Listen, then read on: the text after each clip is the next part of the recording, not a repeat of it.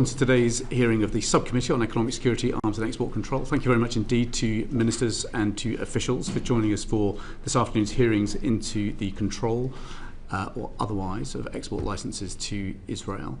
Can I start by saying that it is unfortunate that information that we required back in the summer only arrived with the committee on Friday evening after the necessity of a point of order on Thursday. I hope going forward that the committee's requests for information will be replied to rather faster. John Cooper is going to open the questioning. If I might, Chair, in a moment, Mr. Sir Chris. John Cooper is going to open the questioning for us. Thank you, Chair. And if I can start with you, Mr. Bryant. As of 31st July 2025, your latest statistics indicate that 55 export licences are open where, and I'm quoting now, the government of Israel is the end user or potential end user. Can you tell the committee how you've assessed that these exports do not have combat utility in the conflict in Gaza?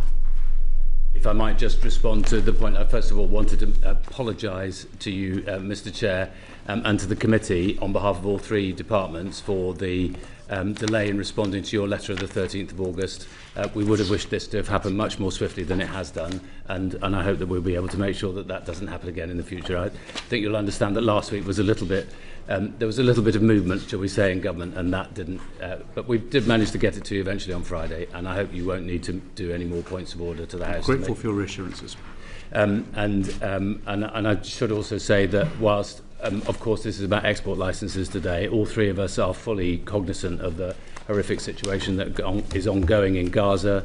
There are still people who have not been reunited with their hostages, their family, loved ones, and the misery continues. And we want to make sure that everything that we do in our exercising of our export licensing, which I believe to be the most robust and most transparent in the world, ensures that none of what we license is used for anything that could possibly be considered that would be used in Gaza at the moment for the repression of human rights. And I'm confident that the licences that you refer to meet that criterion. You're confident of that, but can you give us some clues to how you've assessed that? How's your assessment worked? So every single licence application is assessed when it comes into the joint unit, which is a joint unit with the three departments. We keep all of the licences, the extant licences, under review all the time. There's been a review again this summer of some of them. Some licences have expired, including some of the ones that were suspended last September, and I know that there are some people who would say that we should put more things on the controlled list. The danger of that is it's not just a controlled list for Israel, it's a controlled list for everywhere in the world. I've used this example elsewhere, but when I was in Argentina in the 1980s, I knew people who had been tortured using electric cattle prods, which were exported from the UK to Argentina and were being used for repression. Now, some people would argue that we should say that all electric cattle prods, therefore, everywhere in the world. To urge you to keep the focus on how you know that the licences that are extant for exports to Israel do not concern equipment that is being used for violation of human rights in Israel, or Gaza, or the West Bank. Because, first of all, obviously the original assessment, which I was trying to explain, is that we control certain items, and those controlled items have to go through an export licensing process, and that process is rigorous. The people in the department assess every single one, and we assess the situation in Gaza as to what might or might not be used. So, for instance, some of the items are for trainer aircraft. We have assessed precisely whether those could in any sense be used for in Gaza and would undermine international humanitarian law, and we don't think that they can or could or are being used in that way. And it's not a bespoke system then? You seem to be saying, if I'm getting this right, that this controlled list is global then? It's not a bespoke list for Israel? Am I picking up incorrectly? Yeah, well, the system is global. It exercises regardless of the country, so we deal with some 10,000 I think licenses every year. across the whole of the world, and they are not every single item that could possibly be exported to another country. If we were to introduce such a measure, that would severely limit British trade with other countries. It does apply to things which are either military or dual use, and there's a very long list of things that are considered in that, and then for any of those items they have to come to get an export license to be able to export to Israel or to any other country as well. Sure. Critical to this is the F-35 programme. Can you give us an indication of how many of those 55 extant licences are for exports to the global F-35 Lightning II programme? Well, the F-35 is a matter for the MOD, I'm afraid. So, in terms of the licences that you sign, how many of the extant licences concern the F-35 exports? So what? Go on, Rosemary. So of the 55 you refer to, Mr. Cooper, there 9 are the F-35 programme. 9. Mm-hmm. Okay. So just so we have all the numbers, so as of the 31st of July, there are 347 licences extant. Yep. 3 have been suspended. 167 of those are for military equipment. 84 concern goods that are re-exported from Israel. 21 concern research and development. 7 concern academic and civilian use. The government of Israel is the end user in 55, of which 9 concern the F-35 programme. Have we got those numbers correct?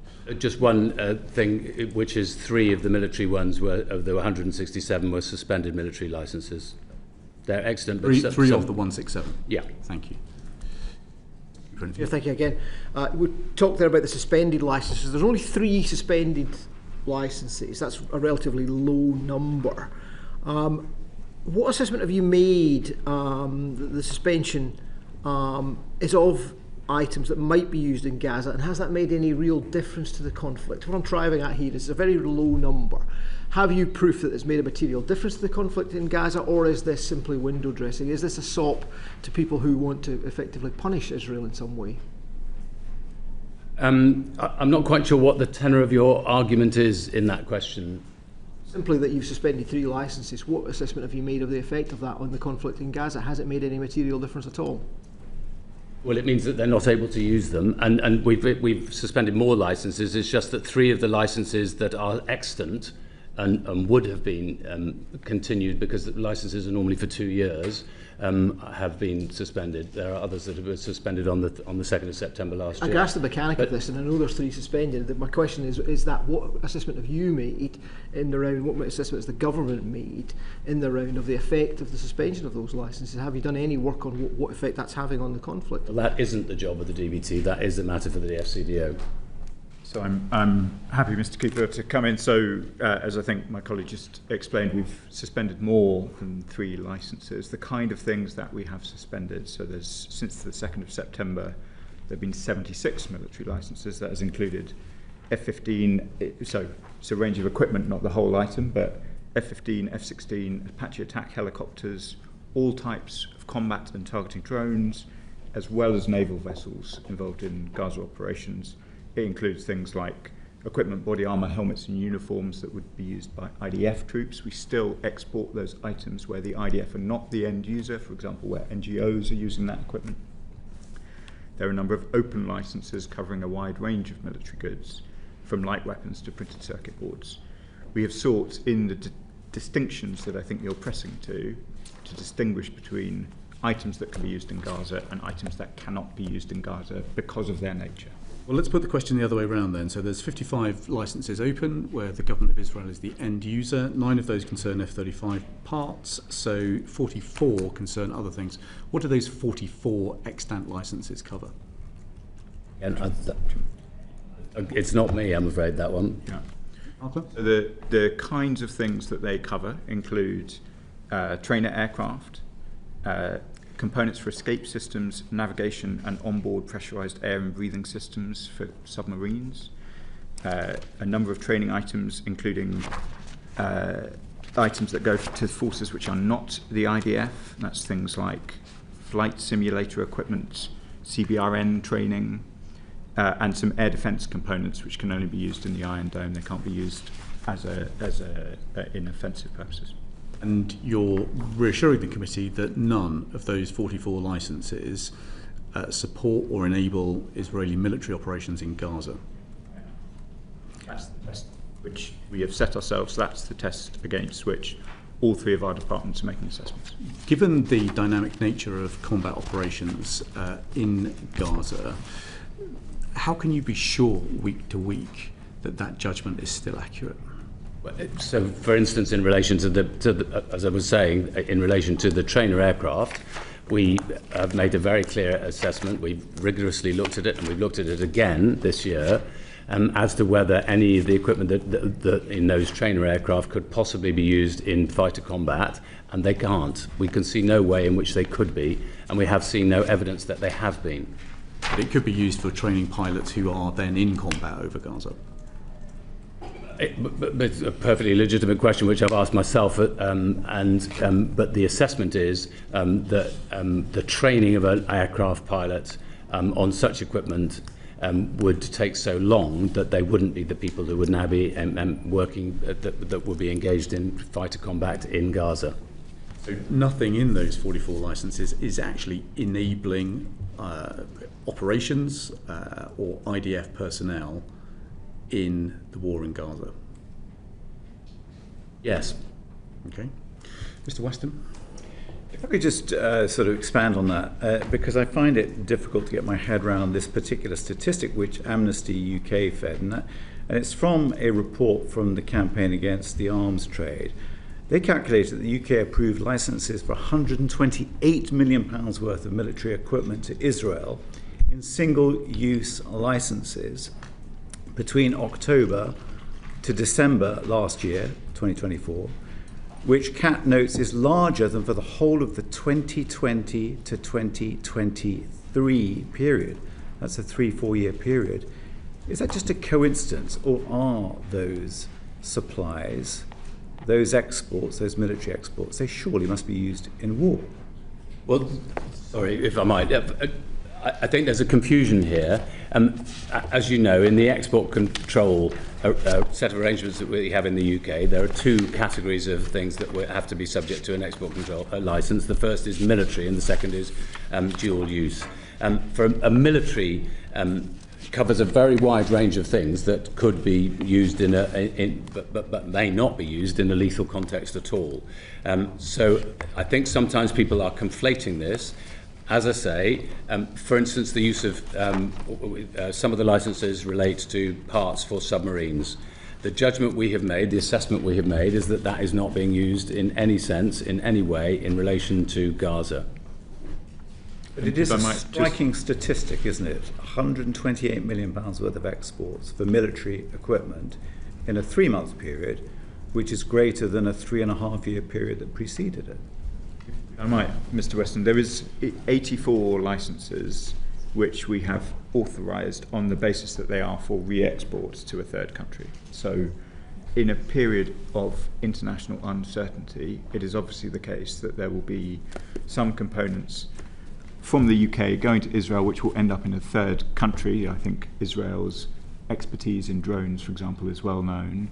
It is likely that lots of that re-export will be to our allies, and we have not sought to restrict a component from Israel leaving and going to Ukraine or somewhere else. We do take action where we think it will end up in Gaza. So there's 50% of the extant licenses are for re-export and third country, and we take quite a thorough approach compared to many of our comparator countries on ensure we are focusing on final destination rather than simply the country we're trading to. Mr. Bryant, is it possible to have a breakdown of what that 128 million might be? Not now, obviously, but subsequently to the committee. Well, in the broadest possible sense, yes, it is. I mean, I want to be as open as I possibly can in the information that we give to the committee. There do have to be some parameters around that in terms of the commercial sensitivity of the individual companies and in relation to the security of the individual companies. So within those parameters, I'm happy to be as open as is possible. That would be very, but I should just to correct that, or not correct, but to add to the point that Mr. Faulkner was saying. He's absolutely right in saying that 50% of that figure is not ending up in Israel. It's going elsewhere afterwards. Roughly, somewhat less than a third ends up in Israel and with the Israeli government. So the tempo of assessments about whether the equipment that we're licensing is used in Gaza looks like what? Is that a weekly assessment, monthly, every so often when you get around to it? How often do these assessments take place given the dynamism of what is happening on the ground? I think it might be best if we went to Rosemary, who is most directly engaged in that. So, Chair, there is regular assessment. The important thing to start from... We know there's regular. We're trying to work out how regular. Well, of the licences are kept under continual review, and we have continued to keep the excellent licences under review, and that's particularly when we have new information that comes to light. So relevant licences can be revisited, we can review them, we have suspended further licences in that time. And sorry, I should just make one other correction of what I said to Mr. Weston earlier.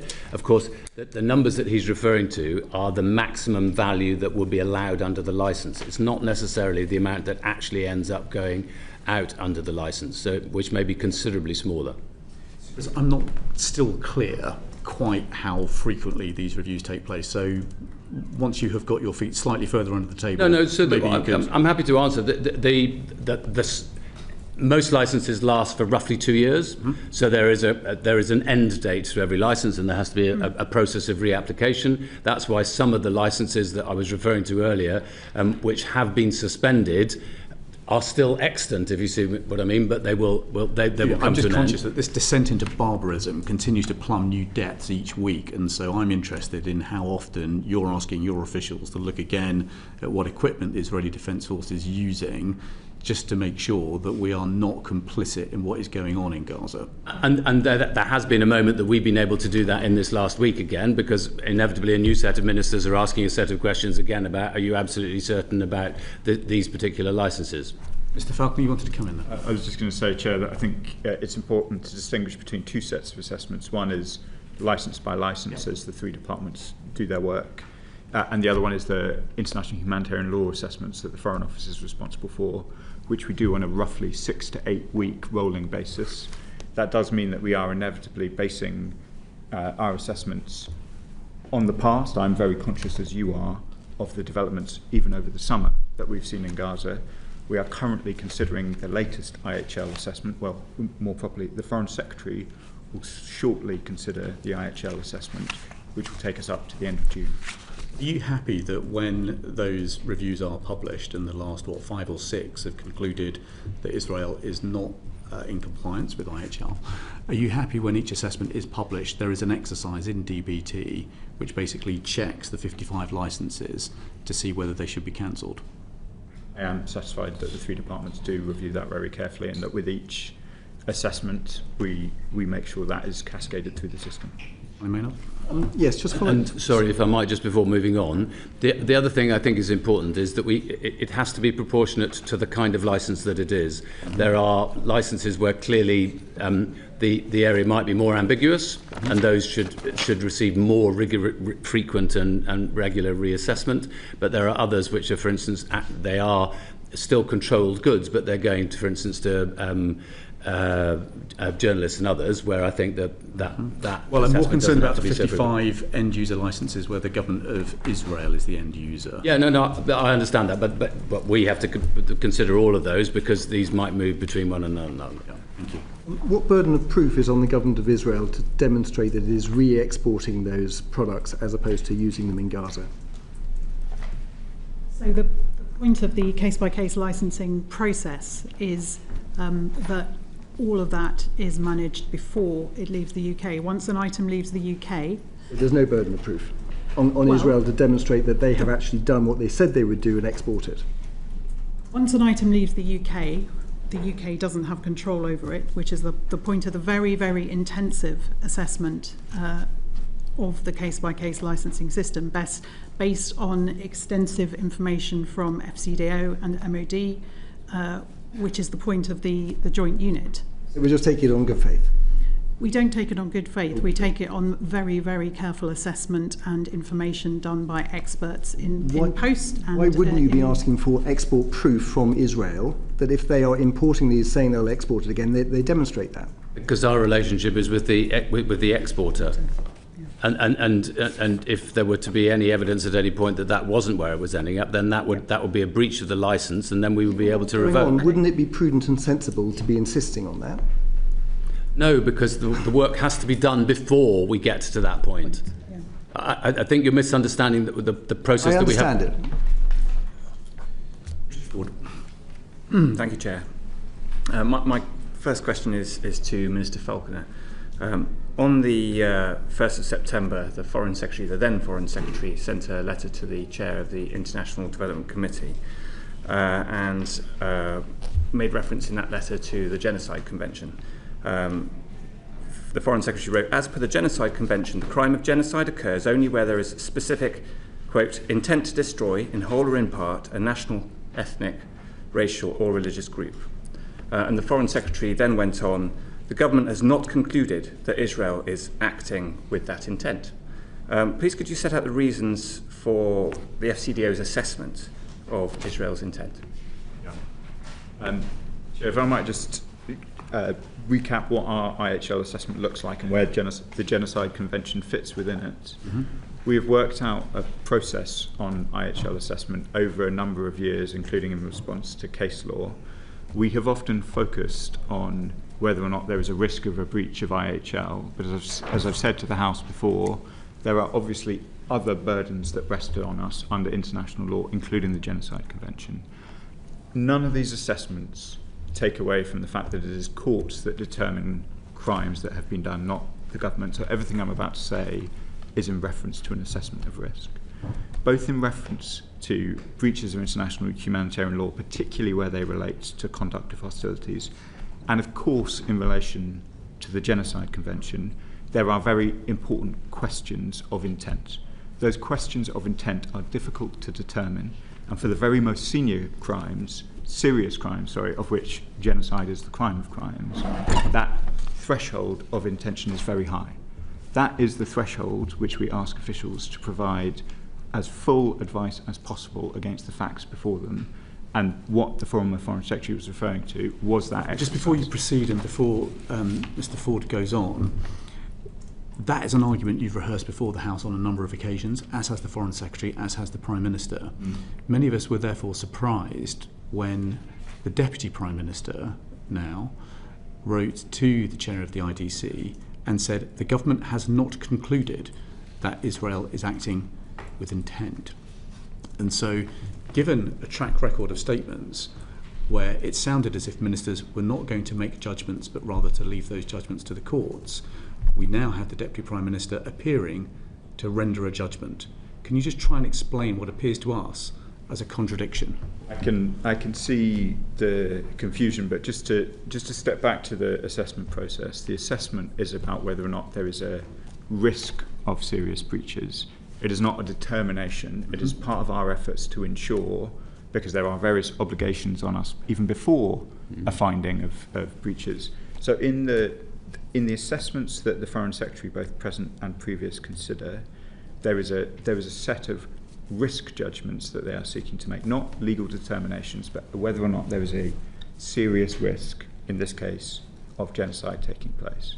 So, of course, the Foreign Secretary has access to assessments from officials on which he or she then makes a judgment about their legal obligations. But that is not the same as making a legal determination, which is obviously for the courts. The judgment that he has presented to the Chair of the IDC is his conclusion that there is not a risk of genocide. There is not that he has not been able to make out through the process that there is a serious risk of genocide. Mr. Ford? So, would you go further and say that the government has concluded that Israel is not acting with that intent? Could you go further? We've had this debate in the chamber a number of times where I can so feel the frustration of colleagues when, for example, in relation to the conduct of hostilities, we are not able to reach the high threshold in our assessments of being able to be sure that the intent was, disproportionate or something like that, despite the many grotesque incidents that we see. Case law is pretty clear that in order to make a determination about whether or not the conduct of hostilities were in line with IHL, there's quite a high evidential bar, which is quite difficult to meet if you are not part of the state in question. So judges have noted that often targeting decisions are done on the basis of intelligence. Intelligence other states are unlikely to have access to. That creates a difficulty for us in assessing intent. Intent is a difficult thing to assess. It exists in the mind of others. There are other things that you can look to. Can I just ask, it exists in the mind of others. It also exists in their statements as well. And of course, from former cabinet ministers of the Israeli state, we've heard phrases like fighting human animals. We know also that the Association of Genocide Scholars has deemed that there is a genocide taking place in Gaza. Do you not feel that it is a responsibility of the British government to make a determination as to whether or not genocide is taking place in Gaza? If you'll forgive me, Chair, I think it is a responsibility of the Foreign Secretary and the whole government to make an assessment of serious risk, not a determination of genocide, that is for courts, but to make an assessment of serious risk. And she and her predecessor do that very seriously on the basis of a assessment process which we put a lot of effort in order to try and make these determinations. You mentioned previous cabinet ministers, indeed current cabinet members of the Israeli government have made statements which I have condemned in the House. There is absolutely no illusion on the part of the British government about the gravity of what is happening in Gaza, but that doesn't take away from us the very solemn obligation to apply ourselves to the legal tests, not to make determinations, but to make assessments of risk. But of course, the problem with that approach of assessments of risk rather than determinations is that the determinations can come so late that the British state will be unable to do anything about it. So, take in point the last time that the UK recognised a genocide as having taken place, the determination around Daesh and the Yazidis. The genocide was said to have taken place 9 years prior to the determination. So surely that leaning only on risk and not seeking to make a determination falls short. I don't think so. I've been the Middle East Minister since we've been the government, and we made a very early determination, which was a very solemn. We made a very early assessment, which was a very solemn assessment, that there was a risk of serious breaches of international humanitarian law in Gaza. Since that point, we have taken a whole range of actions, Mr. Ford, both in relation to suspending the licences that I described earlier, 3 waves of sanctions, restoring support to UNRWA, removing the previous government's objections in relation to the International Criminal Court, and over the coming days we will make very solemn determinations about our position in relation to the recognition of a state of Palestine. We have done a whole range of things recognising the seriousness of what is before us. That doesn't require a legal determination of any particular international crime. We have already triggered the low bar, or not low bar, it's a very serious bar, but the much lower bar of a risk of a serious breach of international humanitarian law, and myself and other ministers have taken action in response to that. At our previous ministerial evidence session, we explored that the FCDO had reached the conclusion that there was insufficient information to decide in 411 of 413 alleged incidents of breaches of IHL. Do you know what the latest figure is from the IHL compliance assessment process? Well, the latest assessment will be very shortly before the Foreign Secretary. I think the overall point that you make is correct, which is there are a whole range of incidents, many of which I have decried from the dispatch box, on which we are still unable to satisfy ourselves sufficiently of the evidential threshold to be sure that they are breaches of, or risk being breaches of IHL. And you'll have seen the extent to which the very facts of what is happening in Gaza is contested so often by all sides of the conflict. So I would say to the committee, as I've said to the House, that the fact that it is difficult to make those assessments with full confidence does not take away from the overall judgment that we have made. The way I would characterise it is you have a set of questions around the conduct of hostilities, you have a set of questions particularly around aid, because we consider Israel to be the occupying power in Gaza, and IHL is clear on the obligations that then fall, and a set of questions around detainees. The questions about aid and detainees are easier to answer because they require less insight into the minds of those making decisions. And because those are clear elements of IHL where we can more easily satisfy ourselves that there is a serious risk that Israel is in breach of their commitments, that is why we can make an overall determination without seeking to enter in every one of those incidents you describe, into an argument about the facts of the case. An argument which is very difficult for us to conduct from outside of Gaza without international journalists in there. So we have reached a conclusion, a very sober conclusion, about whether or not we can have confidence in Israel's adherence to IHL in the way that I set out through the assessment process. That does not require us to make judgments on each individual incident. Recent reports stated that figures from a classified Israeli database suggest that 5 out of 6 of those Palestinians who have been killed in Gaza were not terrorists but civilians. Do ministers recognise those figures? For the reasons I just set out, I would be loath to try and give a precision which does not exist within the British government about the conduct of hostilities in Gaza. The horror of the scenes before us is obvious to all, and I've decried them repeatedly from the House of Commons. The Spanish government has taken a different view, and the Spanish Prime Minister is prepared to refer to what's going on in Gaza as genocide. When we see our allies starting to shift their position, might the UK follow rather than lead? That we will follow the law as we understand it, including as it's expressed domestically and internationally, and we take these issues very seriously. How the Spanish consider these questions is a matter for them. Okay.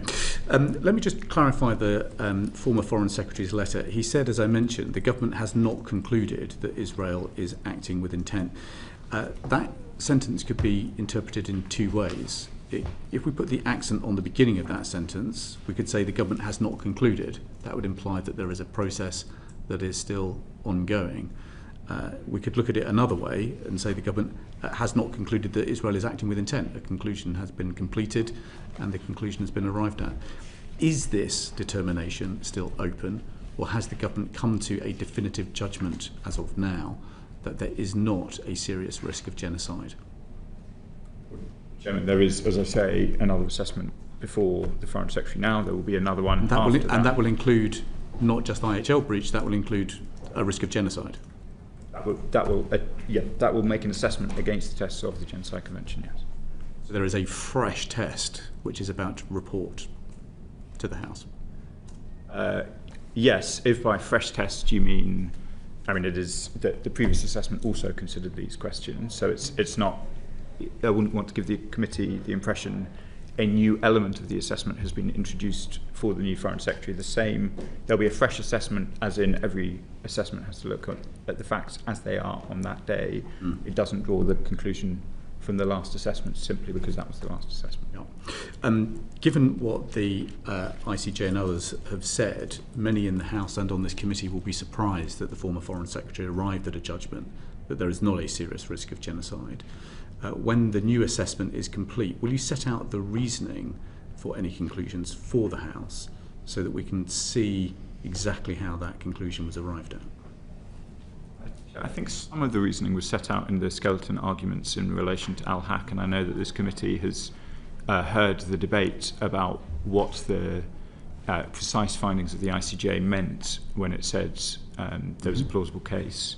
And I know you had a debate between Lord Sumption and others about whether that was a finding of fact or a procedural finding that the Palestinians have a right to be protected from genocide, which obviously they do. But of course, we'll do our best to elucidate why, if I don't want to prejudge the Foreign Secretary's determinations, that based on what she finds off the back of that assessment, which has been prepared for her at the moment. I think that would be very welcome. Many of us are looking at this and asking what is it going to take before the UK concludes that its duty to prevent genocide has been triggered. Well, and I know that Lord Sumption attended to these questions a bit in front of the committee about what the duty to prevent genocide involved and the sort of reasonable steps in order to try and avert internationally wrongful acts, all of which are very important considerations. I would say that, as I was saying earlier, Chair, I consider myself, and I know the whole government considers itself, under a solemn duty to try and reduce the harm that is going on in Gaza, and we're taking a whole range of steps in order to try and achieve that. We can discuss either the licences that continue to be granted in relation to other goods, or indeed the F-35s, and talk about how that would relate to the harms that we see in Gaza. But I think it's quite important in the Al-Haq judgment, the findings that they reached in relation to the role of the F-35 in the loss of life in Gaza, which is probably worth expanding on at some point through the course of the committee. What we've done so far is we've established that there are 55 extant licences where the government of Israel is the end user, 9 of which relate to F-35 parts. We've established that hitherto you have concluded there is a serious risk of IHL breach, but you have not yet concluded there is a serious risk of genocide. So we've got some facts and some assessments about what's going on. We now want to test your reasoning for how you think arms export licences remain legal. Charlie Maynard. Thank you, Chair. So Chris, to recap, the strategic export licensing criteria are the means by which the government ensures its arms exports are in compliance with the UK's international obligations. At the evidence session with this committee last December, ministers told us that the SELC, strategic export licensing criteria, were applied rigorously. However, we now know from the judicial proceedings that the government has exempted its own criteria, these SELC, in its entirety in the context of the F-35 carve-out. This also includes exempting consideration of our obligations under the Arms Trade Treaty. Why have we done this?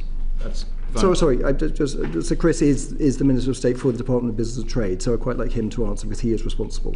He's responsible for the SELC and I'm responsible for the Arms Trade Treaty, so I'd probably take issue with your question in relation to the Arms Trade Treaty. But okay, we'll come to you, but if Sir Chris could go first, please. Sorry, because of that exchange, I'm not quite sure. What are you asking? So why has the government exempted its entire criteria for arms controls in relation when to considering F-35. the F-35 carve-out? I mean, as you know from the skeleton argument that we made to the court in the Al-Haq case, which you have a copy of, we believe that whilst it is, of course, our duty, as Mr. Faulkner just referred to try and make sure that we do everything we possibly can to ensure that any of the exports that we license are not doing material damage to the people of Gaza, given the situation that we know to be existing there, because of our estimation that there is a serious abuse of international humanitarian law. Why have we disapplied the criteria? Well, the argument is in the case, but the primary point is that if we were able to dismantle the F-35 program so as to take our element out of it, we made the judgment that if we were to do that, we would be effectively dismantling a process which is important to our national security, to international peace and security around the world, because it is part of a program which requires consensus from 7 different countries, where any one country could exercise a veto on changing that. Now, you know that we made... Sorry, I'll just... One more sentence. You know that we made arguments to try and see whether there was a means of removing ourselves from that in relation to export licenses to Israel, and it was our judgment, as was accepted by the courts, that simply wouldn't be possible. Well, then put another way, how can the government be confident that it's complying with its international obligations if it disapplies its own criteria? So our assumption is that you assess whether you're in line with the Arms Trade Treaty through the use of the selective export licensing criteria. But in the case of F-35s, it would appear from the argument made in court that the entire battery of strategic export licensing criteria were disapplied, including criteria 1, which obviously requires you to respect the UK's international obligations, and criteria 2, and indeed all the criteria set out. Yeah, but if I will, just one moment. So from the very beginning, when the new criteria were laid out by the then government under Anne-Marie Trevelyan, who was then the Secretary of State for International Trade, in 2021, she clearly stated that the application of the SELC, the Strategic Export Licensing Control, is without prejudice to the application to specific cases of specific measures as may be announced to Parliament from time to time, which is precisely what we've done. There has actually been another instance where we've done that, which was in relation to Russia's invasion of Ukraine, which when we had to exempt in a very similar way, because there was an interim measure, obviously, to halt exports in the very early stages of war, while sanctions were being prepared by the UK. So, I mean, it is intrinsic to to our being able to operate as a government in these circumstances that we are able, in exceptional circumstances, to be able to do so. What is that's not what sorry that's not what is in dispute. We know that you have the wherewithal to disapply the criteria if necessary in their entirety. The question is, how are you judging the UK is still acting in accordance with the Arms Trade Treaty if you have disapplied the criteria which you use in order to make those judgments? And that then is a matter, I'm afraid, for the Foreign Office. So as I think we set out in the skeleton arguments, we take the view in relation to the Arms Trade Treaty that Article 7, which you've helpfully forecast, does provide for a balancing act. It asks whether or not the conventional arms or items would contribute to or undermine peace and security, and then the Article 7 follows to 3, including whether there is an overriding risk of any of the negative consequences in paragraph 1. We set out, or rather the Defence Secretary set out his quite stark assessment of what the impact would be of suspending the F-35 components into the global spares pool. That would, in our view, undermine peace and security in other theatres. We've seen F-35s fly in Europe over the course of the last week in defence of our allies. To bring down the F-35 programme in the way that the Defence Secretary outlines would, in our view, trigger Article 7.1 and Article 7.3. And to answer the question about how we assess, of course, we're making an assessment on the basis of what the Secretary of State for Defence has advised us, which is precisely the letter that you now have. Well, we're just looking at Article 7, and we can't actually see how that would allow a balancing test. There isn't an interpretation of balancing tests in the academic commentary, nor in the ICRC, nor amongst many of our allies. We've written repeatedly to Business and Trade, as has our sister committee at the IDC. No legal authority has been supplied to back up this interpretation, and we can't see much support in international law for a balancing test either. It's certainly not provided for in the manual of the law of armed conflicts, which is issued by the Ministry of Defence. So perhaps at this point you could set out exactly what legal authority you are relying on for this balancing test, which we can't find anywhere else. It's in front of me, Chair. So if we step through it piece by piece. So if the export is not prohibited under Article 6, which I don't think the committee is arguing, each exporting state party shall assess the potential that the conventional arms or items would contribute to or undermine peace and security, and then if, after conducting this assessment and considering available mitigating measures, we determine that there is an overriding risk of any of the negative consequences in paragraph 1, the exporting state party shall not authorise the export. That seems to me a relatively straightforward, in the normal reading of it, opportunity to, is it going to contribute or undermine peace and security? We have on one hand the potential involvement of it within the conflict in Gaza, where I think it's worth saying that the judge, the two judges in fact, when considering it, said the grave risk to life in the ongoing military operations in the Gaza Strip is not created by the F-35 carve-out and would not be removed by the suspension of the export from the UK of F-35 parts into the F-35 programme. That seems to me a relevant consideration to would it contribute to or undermine peace and security, as too is the element set out by the Defence Secretary where he warns about bringing down the F-35 programme through ceasing provision to the global spares. I'm sure Minister Pollard would be able to give more detail to it, but it feels pretty straightforward to me.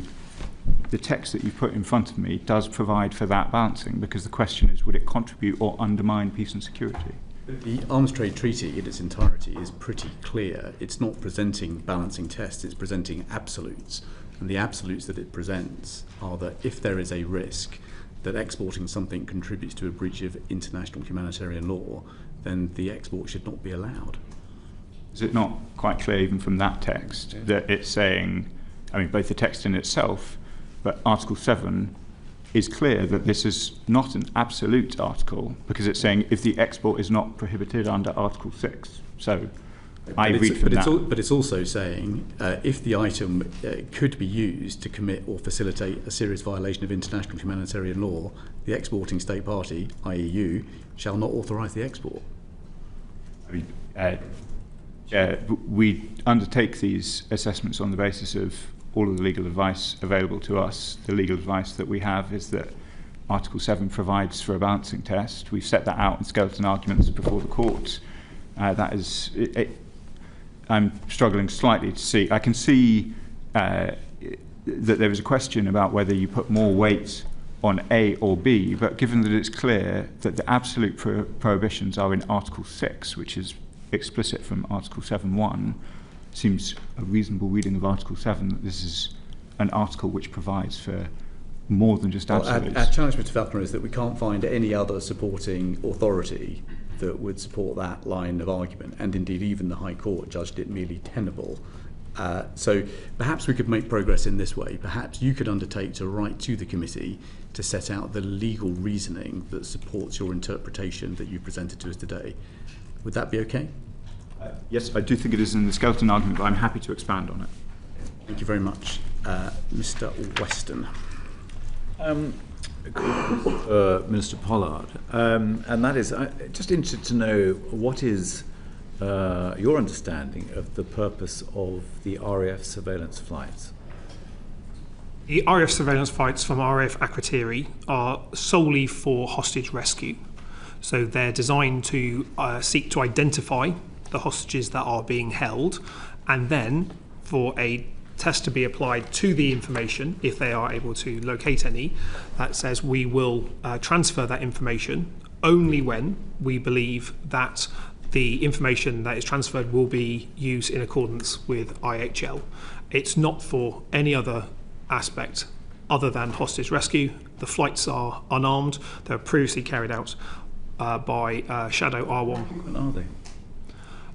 So we don't give out details of operational flights as standard practice. Total number there? I would need to check the total number, and I can come back to the committee if that's appropriate to release that information. As standard practice, we don't often reveal the flights or the frequency of flights. As these are unarmed aircraft, many of them will squawk and can be picked up on open source. So even though the MOD may not reveal them, there may be alternative methods that the committee can find the answer. These flights are identifying the locations of hostages? They're seeking to do that, yes. Okay. Just keen, really, whether your department can confirm whether Israel's been using the F-35 in Gaza. So use of that would be a matter for the FCDO to assess. Routinely, the Ministry of Defence would not assess the operational use of partner nations of military assets, but the particular use and tests of that would be an FCDO-led question. I could ask Mr. Faulkner then, or Minister Bryant, on what basis has the government identified that there is a clear risk that the export of F-35 components would cause serious IHL violations? I appreciate it goes back to slightly where we've been before on this, but clearly. If I might just say a little bit about the likely use of F-35s. So F-35 is, I think, makes up 40 of the 300 combat aircraft available to the Israelis. What I'm about to say is supposition rather than the hard fact. It is not obvious we are not notified about the use of F-35 by Israel, and there certainly is at least one occasion where we know that F-35 aircraft was used in a strike, which is in July 2024 in Gaza. Against Mohammed Deif. It is likely, we would suppose, that the F-35, as Israel's only fifth-generation combat aircraft, is used much more often for other tasks where the air defence, being able to conceal yourself from another state, is more likely to be required. Like Qatar? For example, Qatar. So we would not think it is likely to be a very routine part of the strikes in Gaza, which come across our screen so often. Experts tell us that it's really not the most appropriate vehicle of force for use in Gaza, that the F-15 is more appropriate. So why do we think it should be permissible for them to use it anyway? I'm not sure I followed the end of the question. So experts tell us that the F-35 is not actually the most appropriate vehicle of force in the aerospace to be using for this kind of conflict. That the F-15 is a far better vehicle. So why are we even allowing the F-35? We've talked about the permissions, the trade permissions, because it's actually not the most appropriate. We wouldn't want it to be using. Yeah, I mean, just to be clear, we have suspended a whole series of export licenses for F-15s, Apache helicopters, drones. In the assessments that we do, the most regular sort of use of or military equipment being used that is most often associated with strikes of real concern. Sometimes it's artillery, often it's drones, sometimes it will be an airstrike, but in some of the instances that will immediately come to mind, including the strikes on a hospital, it will not be necessarily combat aircraft that are involved. Where those combat aircraft are not F-35, then they have been suspended. The reason why we have not suspended F-35 is not because we think conceptually it cannot be used in Gaza. As I say, in July 2024, it does appear to have been used in Gaza. It is because of the wider issues that we described in the debate about Article 7. I understand that. It just seems that it's almost like an academic argument, given that it shouldn't. There's no need to be using it, I guess is my simple point. If you say, Mr. Faulkner, that it has been used, and you gave a date when you believe it was used, what is the likelihood, what are the chances of being used again in Gaza? So I want to be clear, Mr. Weston, that it is very difficult for us to determine, given all of the things that have been said so far, exactly what weaponry has been used when in Gaza. The lack of international journalists, all of the obvious reasons that would make those determinations difficult. I suspect that the F-35 is not used regularly. The strike in July 2024, I think the Israelis believed was against a particularly high-value target senior in the leadership of Hamas. So it may be that it has been used on other occasions for similar such strikes. We would be surprised if it were being used with any great regularity, but it's difficult to give the committee very precise answers on that, given the constraints about the information available. It could be used in the West Bank.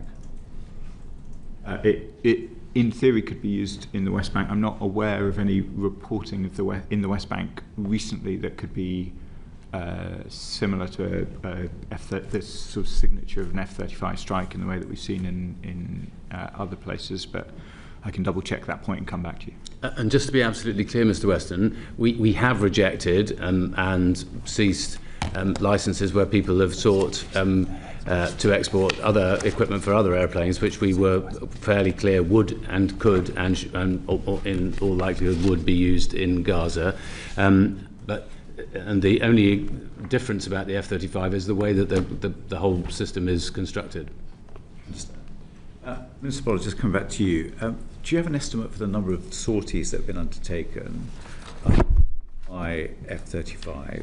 And what information does the government have on targeting and the ordnance used by the Israeli F-35? We don't routinely collect information on the activities of Israeli planes, and so we don't have a lot of that information that I'm afraid I can share. So with the surveillance flights, we don't actually keep data, we don't record anything about any of the amount of destruction of any part of Gaza during those flights?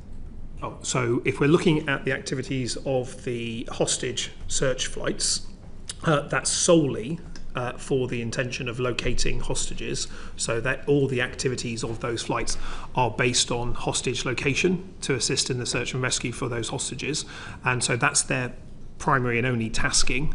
We don't ask them to look at additional activities. Their sole tasking is on hostage rescue. So, but may not ask them specifically to do that, but in terms of the information recorded, and I'm not familiar with how RAF surveillance flights work, but I can imagine that they are recording data of an urban landscape across Gaza as they are flying, and then from that data you would be able to ascertain the amount of damage and the type of ordnance that may be used. It would not be normal for me the flights are solely there for hostage rescue. So their intention is to use the technologies and capabilities to look at that. As a result, we don't look at beyond those activities. And it'd be hard for me to give out further details due to operational security. I understand, but in the absence of any journalists, any media being allowed in Gaza, even media reporters aren't allowed to film when they're dropping humanitarian aid into Gaza. So there's a complete absence of information. It just perhaps strikes as strange that there would be data that's available from surveillance flights that could be used to ascertain the amount of munitions and the type of munitions that are being used over Gaza. That's not the purpose of those flights. That's not the purpose, it's just whether we as a government, through the RAF, have that data. Whether the data would be held in such a format that it would be able to identify that, because effectively, instead of, without going into too much detail, instead of looking at the landscape, the geographies, it's trying to detect information that would pinpoint a location of individual hostages. So in respect, the tasking of the aircraft would be a different set of tasking than you are suggesting might be available in the data. Okay. Is that something you could ask the RAF to do? It would not normally be a thing that we would look at in relation specifically to this, because the tasking and our entire mission out of RAF Akrotiri is solely for hostage search and rescue. If there were to be alternative taskings based on a wider aspect, that would require a very different approach, and it may also affect the permissions that may be available to the planes to operate in the area. I understand, but I guess if going back to Minister Faulkner's point about making an assessment, if there's an opportunity for the government to make an assessment of what is happening in Gaza, when all of us are denied that because we have no media feed about what's happening, the UK actually has an opportunity to determine or assess what is happening from those flights, and therefore the government has an opportunity to do that, which would actually be very helpful then in determining whether a genocide is happening in Gaza. It's difficult to go further in answering the question due to the fact that we don't routinely comment on intelligence matters. If there were additional taskings placed on those aircraft beyond just hostage rescue, I think the ability of those aircraft to be able to deliver those activities would be more constrained. So as a result, it has been the clear policy of this government that those aircraft are only and solely used for hostage rescue, and we don't provide any other data or collect any data beyond hostage rescue. We're looking the other way. No, we are absolutely looking for the hostages. That's the sole purpose of those flights. That is the mission that they've been tasked with, to try and locate the hostages that are continuing to be held in Hamas captivity. That's their job. That's the sole purpose, and all the capabilities that the aircraft may possess are tasked with that in mind. And if I may... So you are not supplying what you find to Mr. Falconer's IHL compliance cell? If the Foreign Office would want to know about hostage rescue data, then there'd be a conversation that would take place. But as the aircraft is solely focused on hostage rescue, using the capabilities for hostage rescue, that may not necessarily be of interest to other government departments unless it's around hostage rescue, which is what the data is there for. Foreign Office ever asked the Ministry of Defence whether it can collect data to help it assess whether IHL breaches are unfolding? I'm not aware of that, but I would need to check the wider conversations. Could you write to us on that? Yes, it would be useful to know useful. specifically whether the government could do that and when it would choose to do that. I'm happy coming back to you on that, but just to reinforce, the ability of the RAF aircraft or the contracted aircraft to operate is entirely reliant on the permissions given by nations in the area. If the tasking of those aircraft were to go beyond hostage rescue, I think that would change potentially the calculations around some of those, which would, I think, actually defeat the purpose that you're arguing for in relation to that. Mr. Maynard. Thank you. Thank you, Chair. Going back to the F-35's use in Gaza, I mean, bluntly, I feel the government is being willfully ignorant because the Israeli Air Force itself has tweeted that since October 2023, the service F-35s have flown more than 15,000 operational flight hours, taking part in thousands of sorties in all theatres. So I don't understand how you can sit there and say the F-35 is not involved in Gaza when the Israeli Air Force is saying how many hours it's done. With respect, Mr. Maynard, in the year that I've been the Minister, Israel has flown aircraft in lots of different places. A sortie is not the same as a strike, and it was to be expected of 40 aircraft that there's quite a lot done. The question that the committee has rightly asked is what level of fidelity do we have about F-35 flights into Gaza? And I've given you my... I go back to willful ignorance. So to that point, we have planes going over there. Yeah, we can see bombs being dropped. We can see whether those are, we can join those dots, and we are choosing not to. Mr. Maynard, I am not showing willful ignorance. I am not ignoring evidence that is before me. We consider, it may be how it looks, but I'm telling the committee that every piece of evidence which is before me and every piece of evidence that is before the Foreign Secretary, we consider. There is a difference, as I'm sure you know, between a drone flight, which happens at a much lower height, and an F-35 flight. You cannot tell from a drone necessarily that there is an F-35 above you unless it strikes beneath you. Here for all of the questions of the committee, but I would prefer not to be told that I'm turning a blind eye to things when I'm telling you that's not what I'm doing. Okay, my question has been answered. Thank you. Okay. I want to just move on to some of the arguments that were rehearsed by the government in court. And the government's position, as I understand it, in the skeleton argument and indeed in the argument presented, was that there was no need to calibrate, your phrase, the risk of serious IHL violations, given the importance of the F-35 programme. And so the implication of that is that there is no IHL breach that could potentially be so serious that it would result in a different decision on F-35 exports. Is that the case? It'd be helpful. Sorry, the use of calibrate is a... This was a phrase that was used in court, and the judge, in summarising the government's position, concluded that the government was in effect arguing that it had no need to calibrate the different kind of IHL breaches that it was concerned about, in essence because there was no IHL breach that was going to be so serious or could be so serious that we would stop exporting parts for F-35s. So is that the case? Right. Chair, without prejudice to the arguments that we made in court, because it's quite difficult for me to zone in on exactly which part of the skeleton argument or the judgment that you're referring to, but I would say... 187. Of the judgment.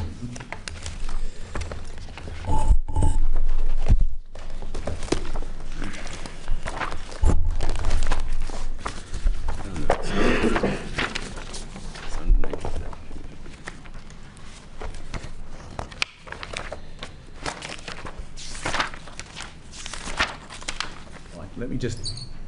So, Paragraph 187, just for the benefit of the committee, says it is obvious that the Secretary of State took the view that the risks of suspending exports into the F-35 programme dramatically outweighed the risks arising from some F-35 programmes exported from the UK being supplied indirectly to Israel. We accept that it was not irrational for the Secretary of State to take the view that a calibration exercise would not have been capable of so dramatically increasing the weight the Secretary of State would have given to the risks of export as to override the consequences of suspension. So the implication of that is that there is no IHL breach so serious that the government would decide enough is enough, we're stopping F-35 exports tomorrow. That was not quite what I took from that section of the judgment. I think that I'm careful to summarise judges, but my reading of that section was that the judges, having satisfied themselves on the factual position as it currently is, I quoted, I think it's paragraph 164, where they say the grave risk of life in the ongoing military operations is not created by the carve-out and would not be removed by the suspension. I took 187 in that context to mean with the grave risks to the F-35 programme presented in closed and in the Defence Secretary's argument weighed against the fact that removing the carve-out would not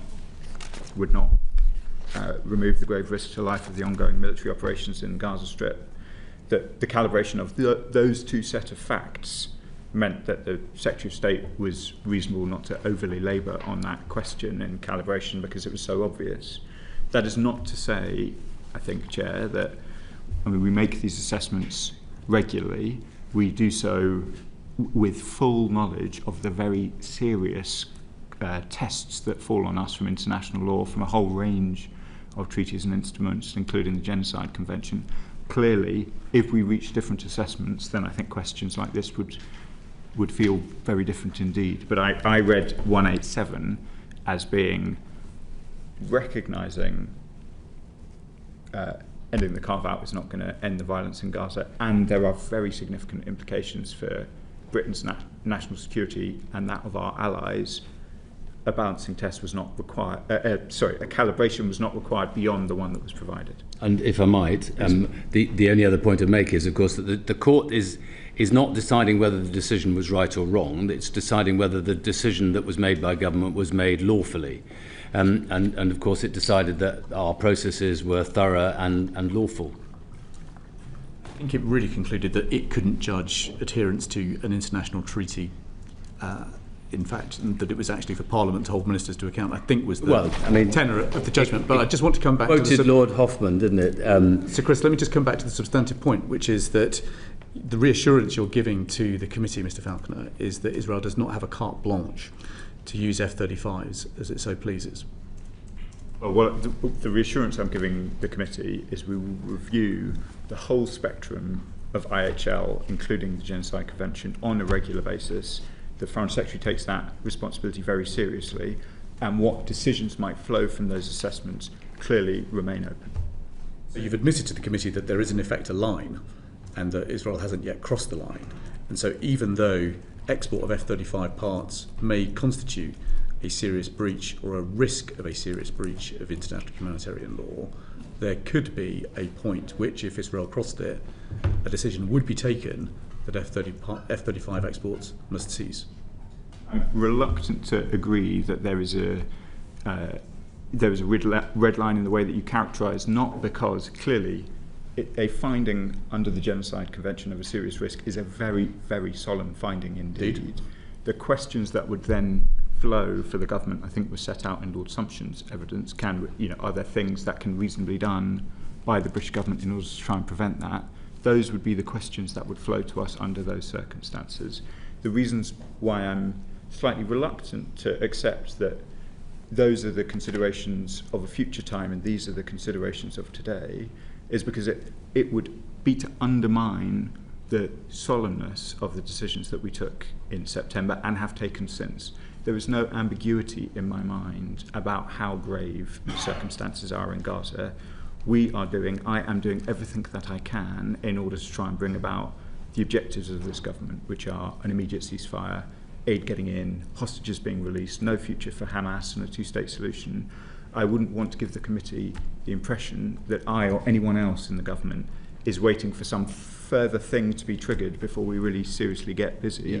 We are working as hard as we can. Of course, if we do an assessment and we make a further assessment of risk on the most serious of crimes, clearly we would review everything very carefully at that point. But I wouldn't want to give the impression that we haven't started yet. I think what we're trying to be clear about is that we're trying to understand how the government operates the selective export licensing criteria, its obligations under the Arms Trade Treaty and its obligations under the Genocide Convention. Yep. And the implication of the obligations under all three of those systems, you've assured us, does not mean that Israel has a carte blanche to use F-35s in whatever way it likes. More importantly, it doesn't have a carte blanche. Okay, full stop. So we've established there's no carte blanche. In which case, then, there must be a line which, if Israel crossed it, the government would take a decision that F-35 exports must cease, no matter the impact on other... Well, so if I could go to... on the question of international law, I think that we have already made a solemn judgment about the risk of breaches of international humanitarian law. There are not that many places to go beyond that. One of them is obviously a serious risk of genocide under the Genocide Convention, in which case we would turn ourselves to the obligations that fall on us under those circumstances. And I'm sure, given the seriousness of that, everything would be on the table. But the test would not, we wait in relation to a variety of things until you've made that assessment of serious risk. You would turn your mind to the question of the Genocide Convention. It is clear what the judges think about the F-35's impact on the conflict in Gaza from paragraph 164. They are clear that if we were to stop the carve-out, it would not stop the violence in Gaza. I consider my primary job as the Minister for the Middle East is to try and stop the violence in Gaza. So it is relevant, clearly, that having gone through all of this evidence, the judgment of the two judges is that stopping the suspension would not make a difference to whether or not violence in Gaza. The implication of what you've just said is that if the government came to a conclusion that a duty to prevent genocide had been triggered, then there would be a different kind of behaviour from the government to what we have today, which is a judgment about a risk of breach of the Arms Trade Treaty that has allowed you to continue the exports. You're saying if there was a different judgment under the Genocide Convention, different obligations would flow from the government and presumably exports of F-35 parts would cease. I think so the treaties are not equal. And your obligations under the two treaties are not being equally honoured. So we're honouring all of our obligations to the treaties in the hypothetical situation, which I'm reluctant to get too deeply into.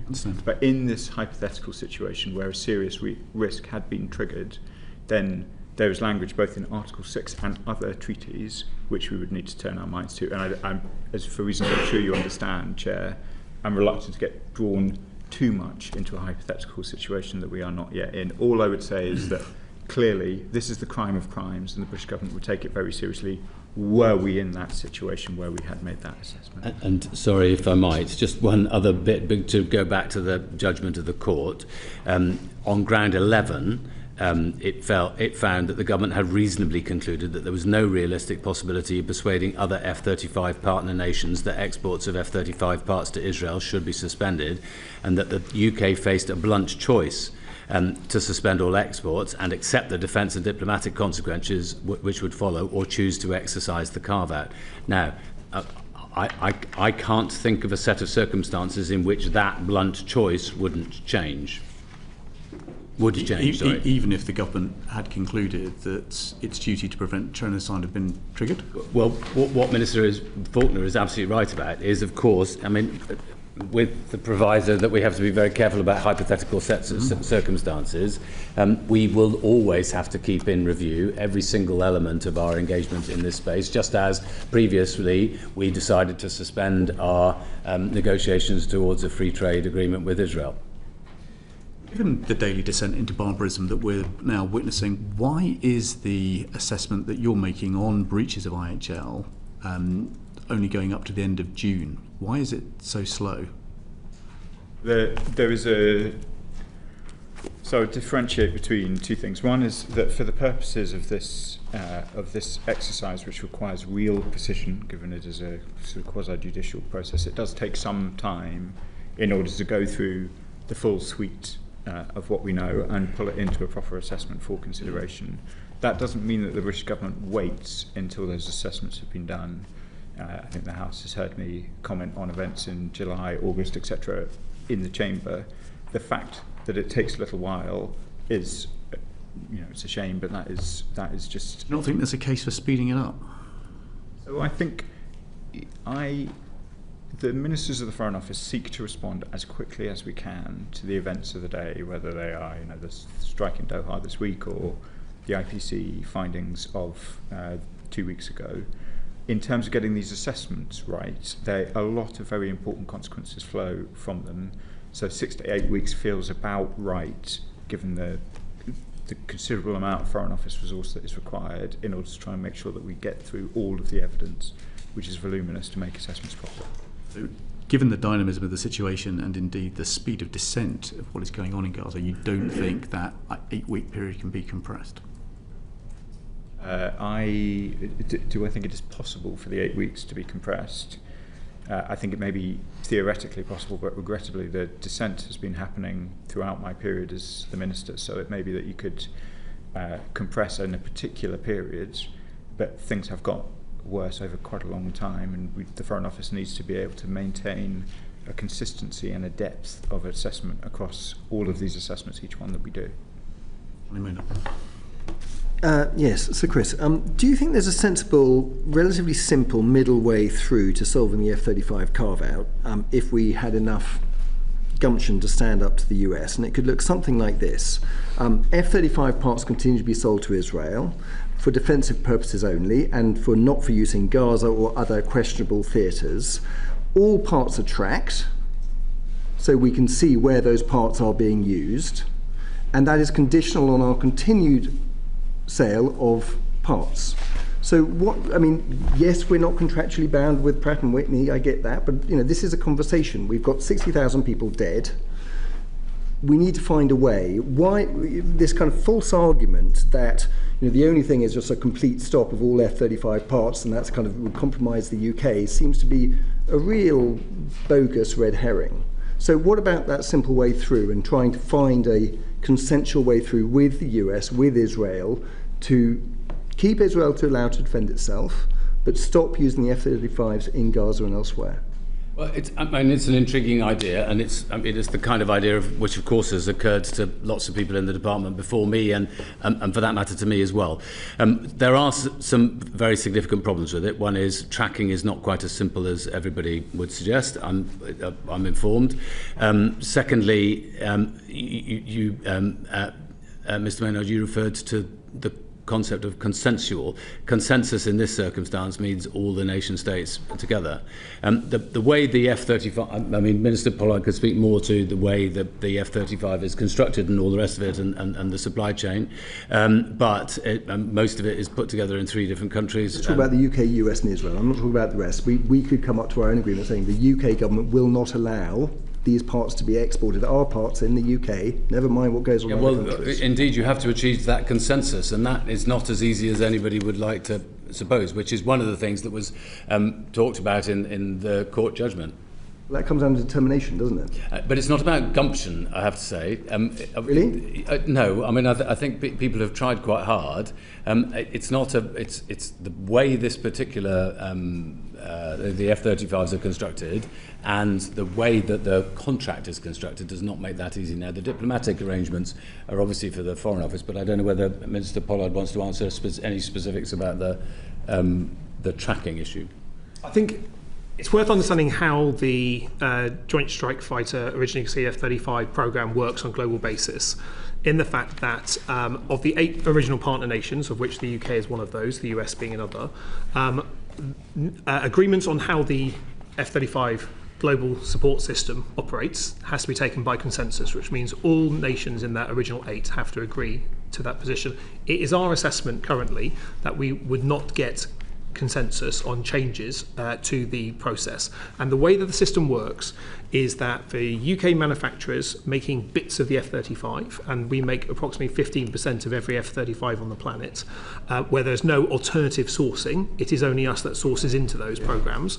UK manufacturers who are contracted either from the US government via one of the two primes, Pratt & Whitney for the engines or Lockheed Martin for the airframes, we make the bits, or UK manufacturers make the bits, whatever that may be, could be the ejector seat or the rear fuselage. That is then exported into the global supply spares pool, which is either sent to a fulfillment centre to be sent out to a different location to an F-35 user, which could be one of the original 8, or it could be a foreign military sales, or to one of the 3 production lines in the US, Italy or Japan. Luke, as soon as it leaves, we don't track the mechanics, it. We get all this, but there's 60,000 people dead. So we've got, the contracts are very important, I get that, but we do have some leverage, which is we can stop allowing those parts to be exported if we choose as a country, because we have these things called strategic export license criteria. Our judgment is let me finish, please. So we do have that lever, and we are choosing not to use it because of the contractual obligations. And I think many of us on the committee would say, isn't there a case here, a very, very strong case, to be saying that is not allowed anymore. We will do that, and we play hardball to try and find a sensible, consensual solution. We don't have to hit the nuclear option here.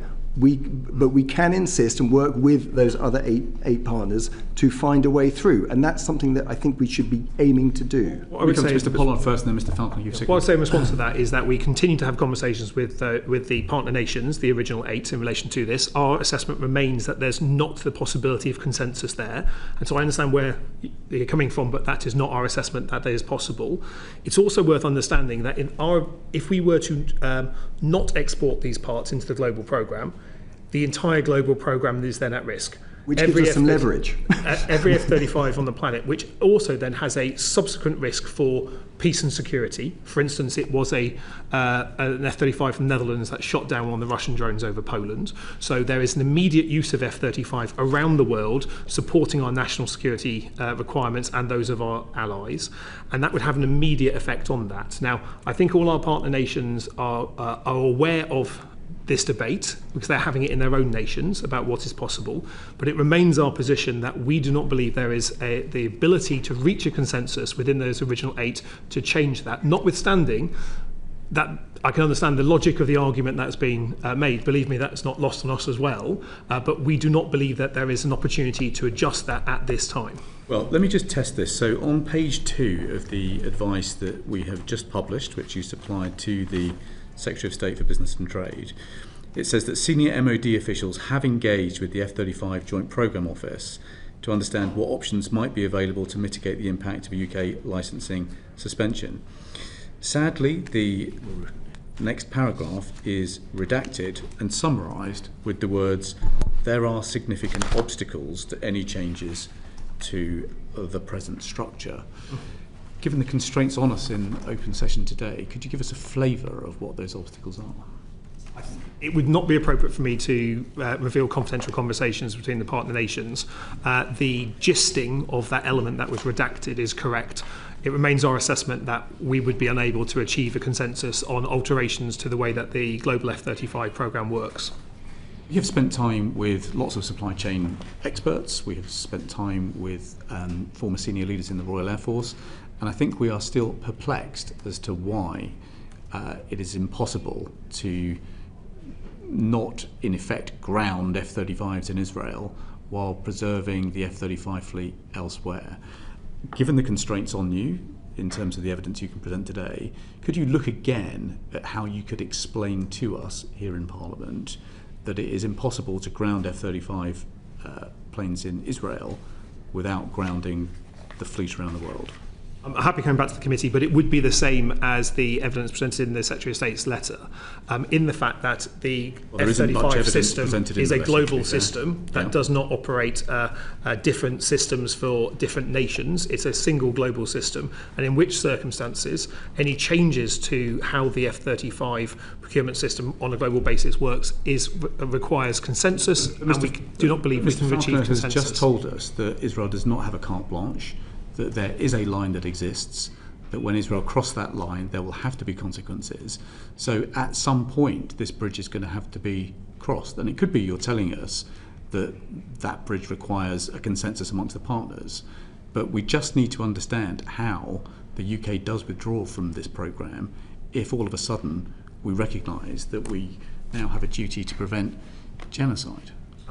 On this second Chair, part of just the... in terms of the characterisation of what I said earlier, clearly Israel does not have a carte blanche under international humanitarian law, and we've taken In which case there must be a line. a whole series of steps so far. The question of whether or not should some further higher position of misery be reached where we did find a serious risk of genocide, clearly we would want to review all of our international legal obligations. I was not saying that necessarily F-35 would be one where there would be a change. It is clearly relevant that the judges who have looked at this have said that it would not make a difference to what happens in Gaza.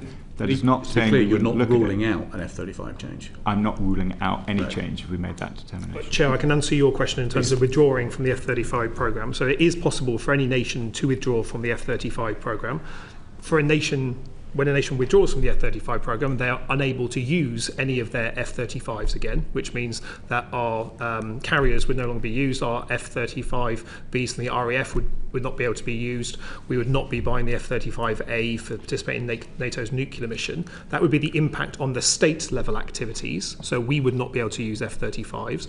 But as the contracts that exist between UK manufacturers are not with the UK government, they're with the US government via the primes, those contracts would continue to be in place. It's worth understanding that in many cases the reason why we have the second highest level of content outside the US in an F-35 is because of the quality and ingenuity of the IP in those platforms. So it is not an F-35 IP in the ejector seat that we make in the UK, for instance. It is the IP of the UK firm that makes the ejector seat.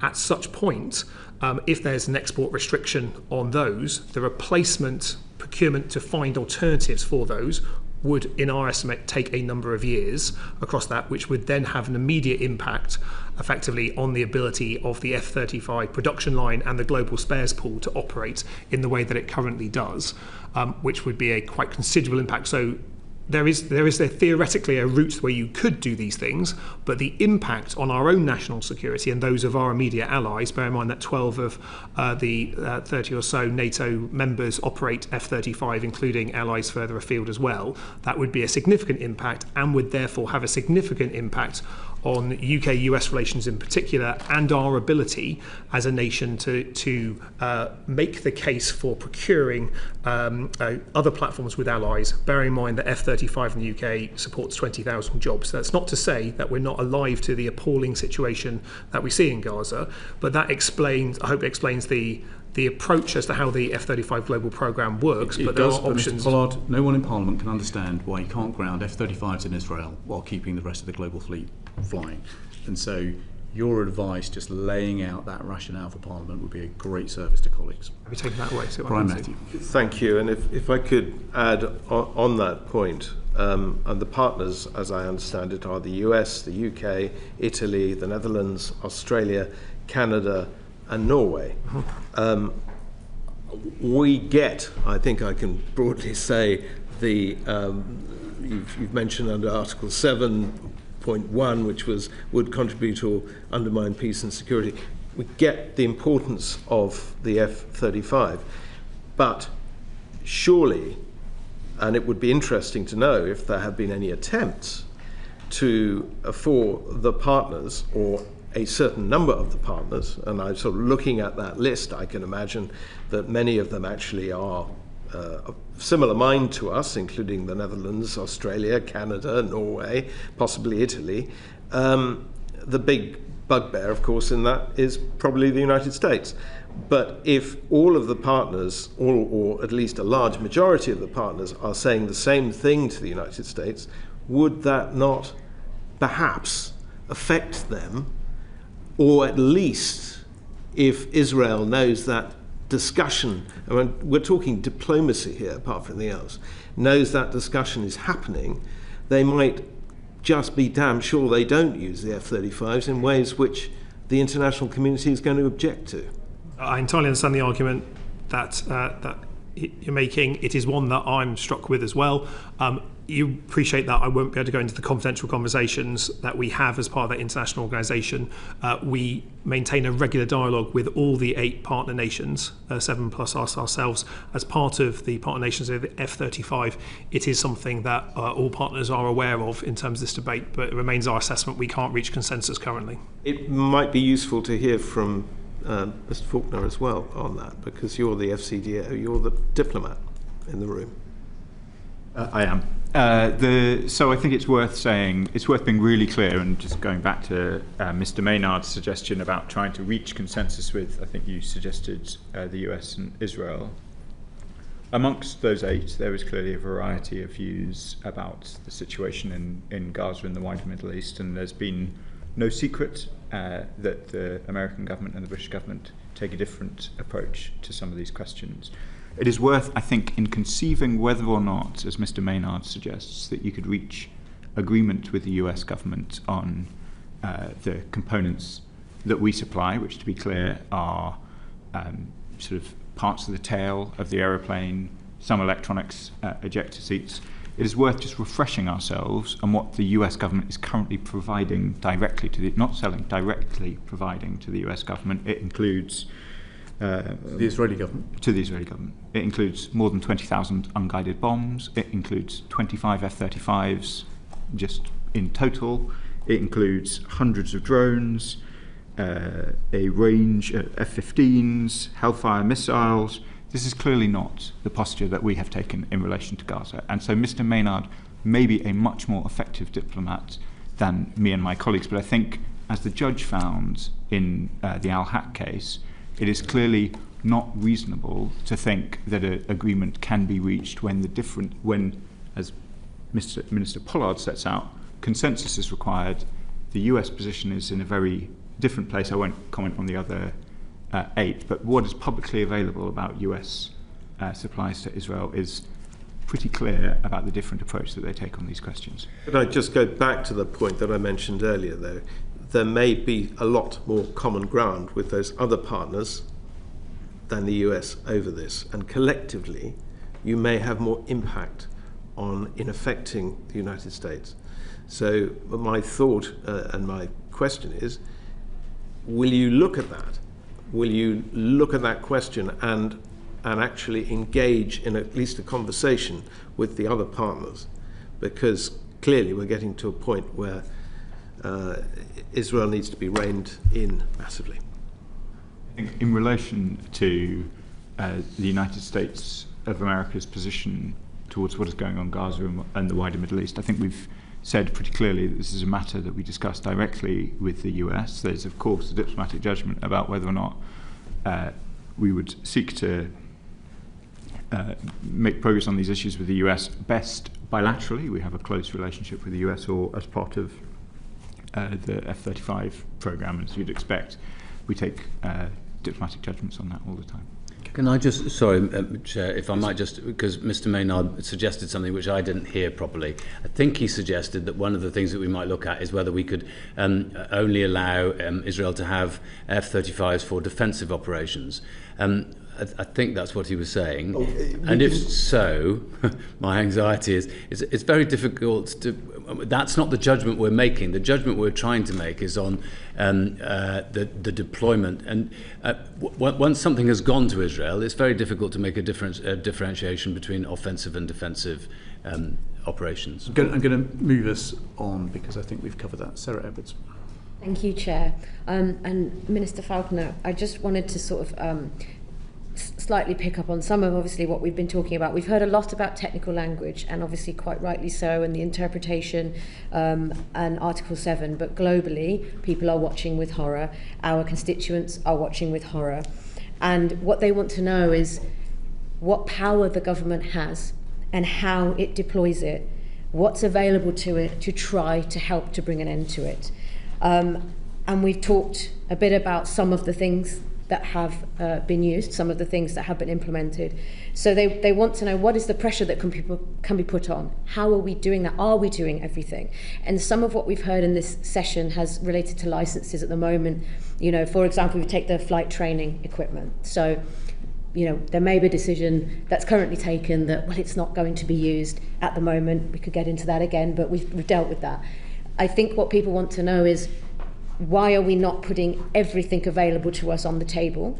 Why are we not making it difficult? Should it be that they can use training equipment or any other equipment? And why have we made a decision not to go as far as we can? Because it feels as though the evidence and the weight of that, for anybody watching, regardless of what the criteria might be, actually people don't necessarily want to hear too much about the technical argument now. They want the moral argument to succeed. And so I just wondered if you could speak to why we have still not made some of those decisions, and how much more power do we have, and why haven't we deployed it?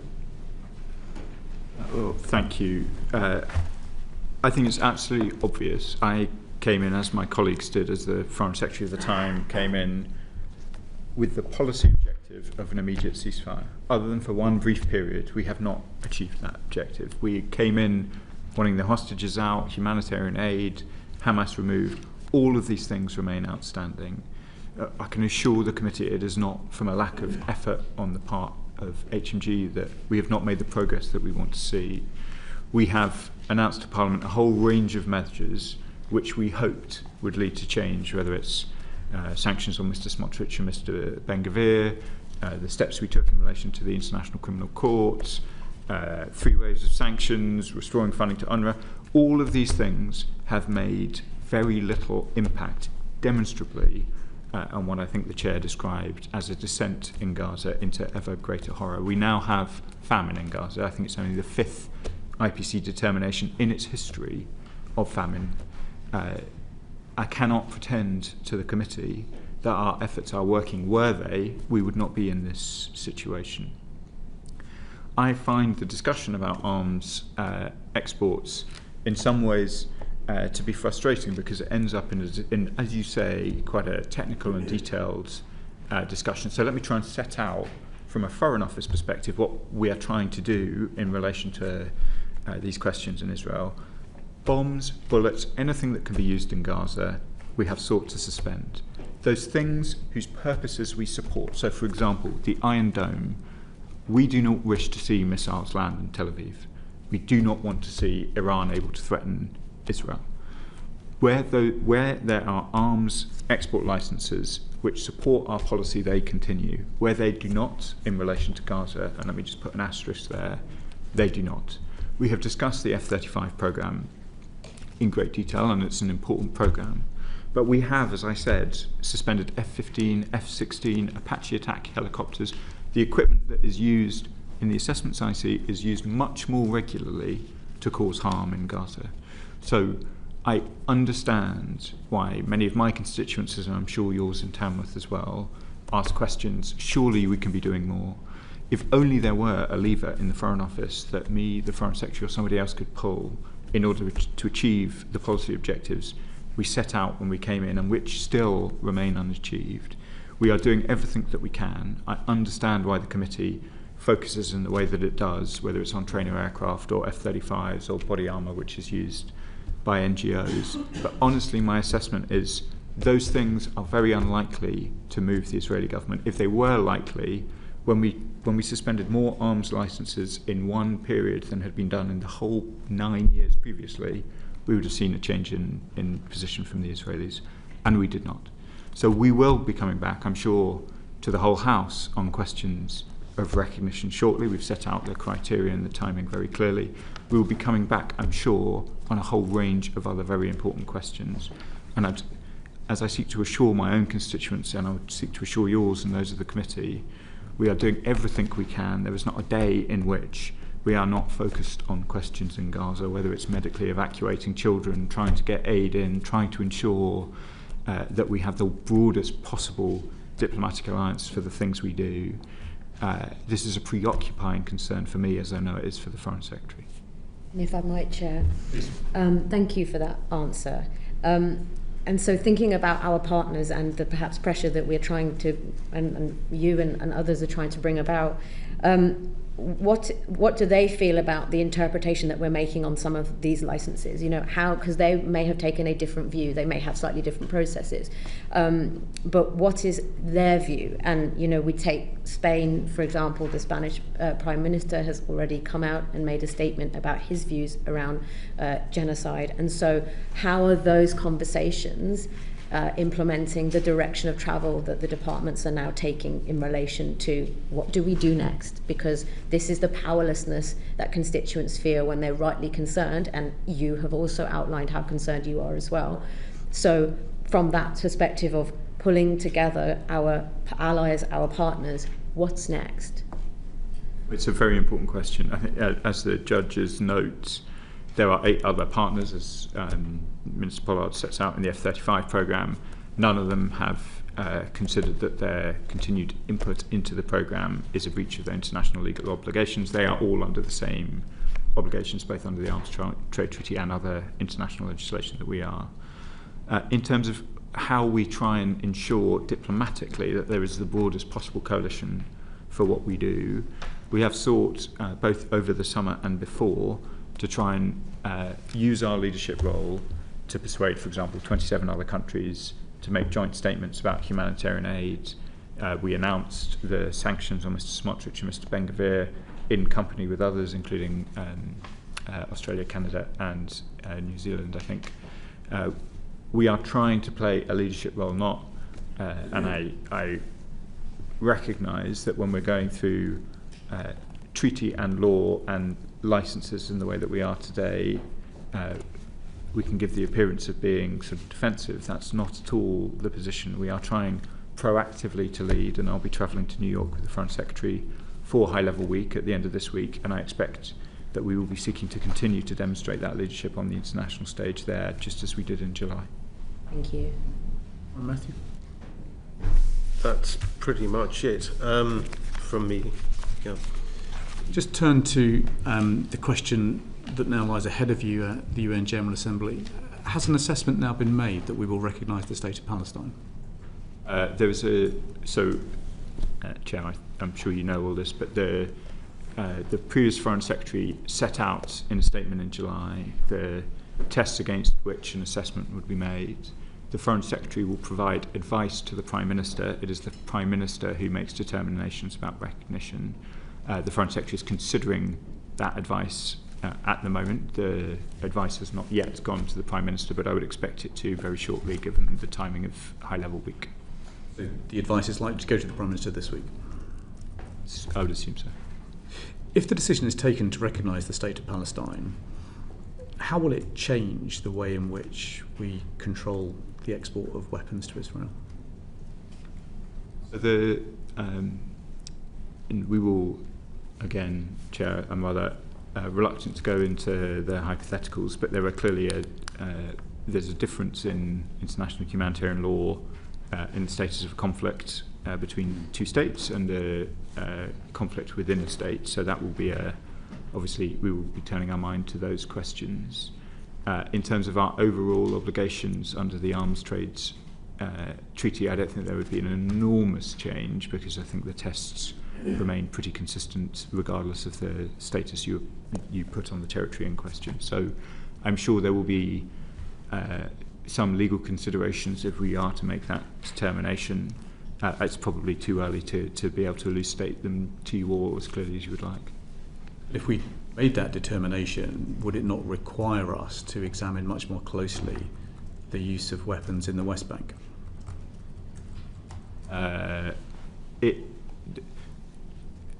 Well, I don't want to prejudge what the Prime Minister might decide. I hope I don't seem evasive, Chair, but if we do make that decision, I recognise that Parliament will rightly be anxious to understand what the legal implications of recognising a Palestinian state are. So given how close it is, I'd prefer to try and address those questions after we've made the determination, if that would be okay. I understand the prohibition on arms exports at the moment relates to arms that may be used in Gaza. Am I right in saying that there are licences for weapons that could still be used in the West Bank? The test is what is happening in Gaza, but as you've seen from the discussion this afternoon, we are looking mostly to what use they might be put. It is difficult for the reasons we discussed with Mr. Matthew to determine, in fact, which weapon systems are precisely used in Gaza. So the prohibitions, or the suspensions rather, of arms export licences, which were focused on Gaza, would also apply to the West Bank, because we have no geo-tracking on how these weapons are used. So Israel is engaged in a number of places. We would consider that the suspension of licences justified by IHL assessments of conduct in Gaza would also affect weapons in use in the West Bank, East Jerusalem, southern Syria, or anywhere in Lebanon. The question we asked at the top of the meeting was whether any of the 55 extant licences for which the government of Israel is the end user were being used in Gaza, and Sir Chris said that they were not. Can you provide the same reassurance that the licences that are currently extant, where the government of Israel is the end user, are not being used in the West Bank? I can. I will double check the point and write to you, but my understanding has always been that and just looking at the licences themselves, they are not, the air defence elements are not in use in West Bank. But I will double check the point and return to you. It's my understanding that the prohibitions that cover Gaza would also cover the West Bank and other places where similar such activity might be taking place. Well, I was going to say all of that, but and I think it should probably be me that's writing to you. Maybe a joint letter. Thank you very much. If there's no other questions from the committee... Sorry, if I might just one thing. Please. Following UNGA, if whatever decision is made by everybody, if there are implications directly for us, then I'm very happy to write to the committee and engage with you directly. Thank you. I appreciate that. I think we've established that there is a line that constrains Israeli conduct, and so there may well be further sanctions and controls on weapons exports if there is an assessment that there is a potential risk of genocide and that our duties to prevent genocide are triggered. We've established that there are 55 licences still extant, that the government of Israel is the end user. You've undertaken to write to us with the detail that you can supply about what those licences actually relate to. Mr. Falconer, you've undertaken to share with us in the next IHL assessment a little bit more about your reasoning as to why the government has arrived at a decision that there is not a risk of genocide. You've also offered to share some of the legal logic which we lack about why you think a balancing test is possible within the constraints of Article 7 of the Arms Trade Treaty. And Mr. Pollard, we're grateful for your reassurance that you'll supply, to the extent that you can, an argument as to why we can't ground F-35s in Israel while keeping the rest of the global fleet flying. This committee, like you ministers, is looking at what is going on in Gaza with utter horror. We wish the hostages could come home soon, but really, the conduct of Mr. Netanyahu's government is simply outrageous, and we should not be complicit in it. Thank you very much indeed for providing us with evidence today and for the background evidence that you have supplied to us last week. That concludes this hearing.